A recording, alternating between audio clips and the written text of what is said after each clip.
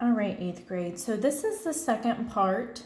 This is video 2 for angles of triangles. And in this one, we are going to focus on the exterior angles of a triangle. Okay, so exterior, we know that exterior means the outside. Okay, so we have some examples here for you. I put the examples in words, I gave you a model, and I wrote it in symbols. Okay. So for words, the measure of an exterior angle of a triangle is equal to the sum of the measures of its two remote interior angles. So when we're looking at the model, we have A, B, and C as our angles, and then we have this one that is labeled 1. Okay, 1 is considered the exterior angle because it's on the outside of the triangle. So if we were wanting to look at this, the measure of angle B and the measure of angle A and the measure of angle B are going to be equal. If we add them together, they are going to equal the measure of angle 1. Okay, that's what that means. So for symbols, the measure of angle A plus the measure of angle B is equal to the measure of angle 1. So we're going to be talking about two different types of angles. We're going to be talking about exterior angles and remote interior angles. So exterior angles are formed by one side of the triangle and the extension of the adjacent side.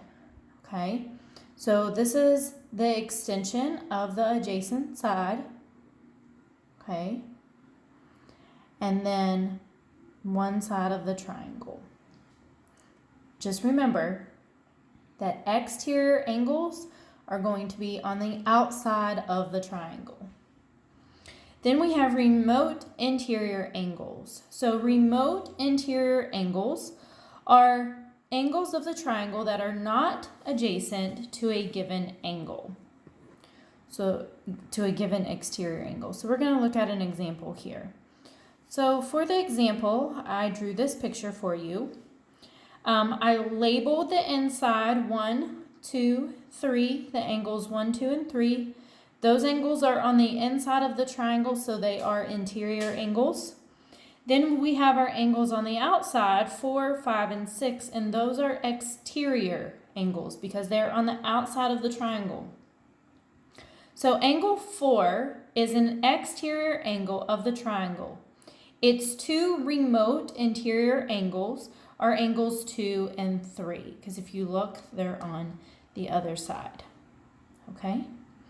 All right, so we're going to look at some examples of how we can apply this to a problem to help us find the measure of angles. Okay? Alrighty, so we have 3 examples here that we're going to look at. So for example 1, I have suppose that the measure of angle 4 is equal to 135 degrees and we want to find the measure of angle 2.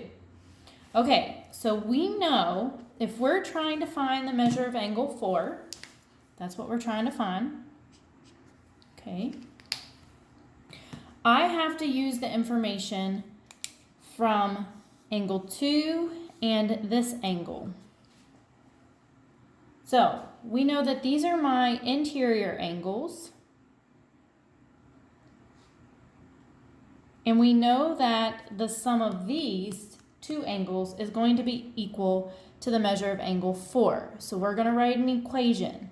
So it's going to be the measure of angle 2 plus the measure of angle, we're going to name this angle LKM,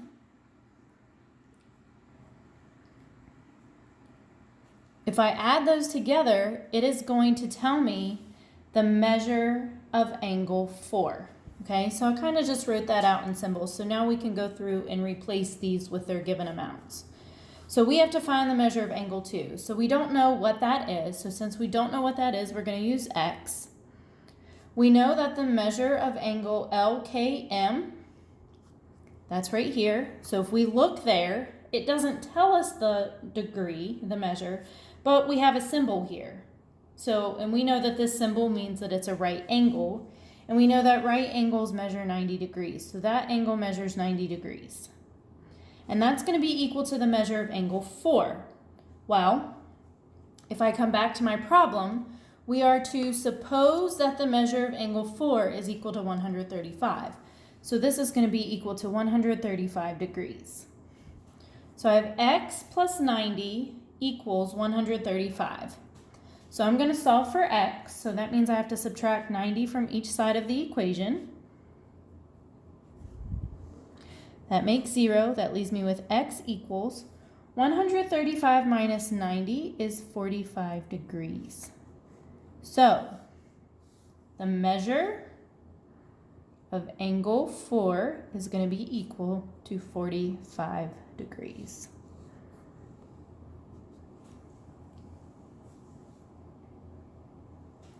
All right, let's look at example 2. Find the value of x in the triangle. Okay, so we have our triangle here. On the interior, we have x degrees and 32 degrees.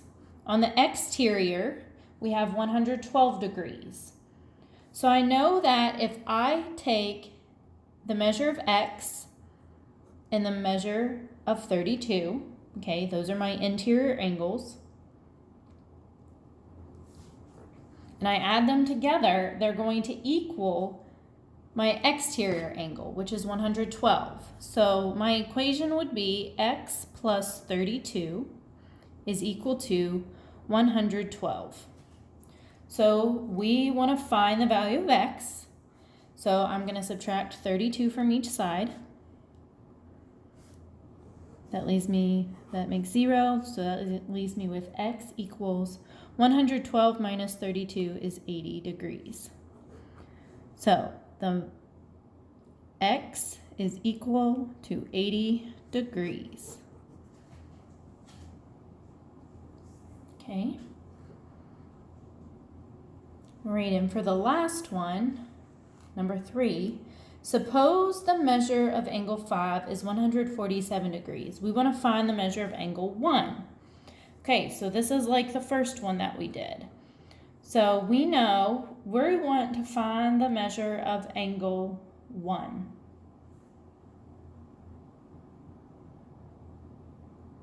Okay. So let's look here. What do we know? We know that the measure of angle 5 is 147 degrees. We know that the measure of angle K is what? We have that symbol here. That's 90 degrees. Okay, so what do we have to do, guys? So it's going to be equal to what?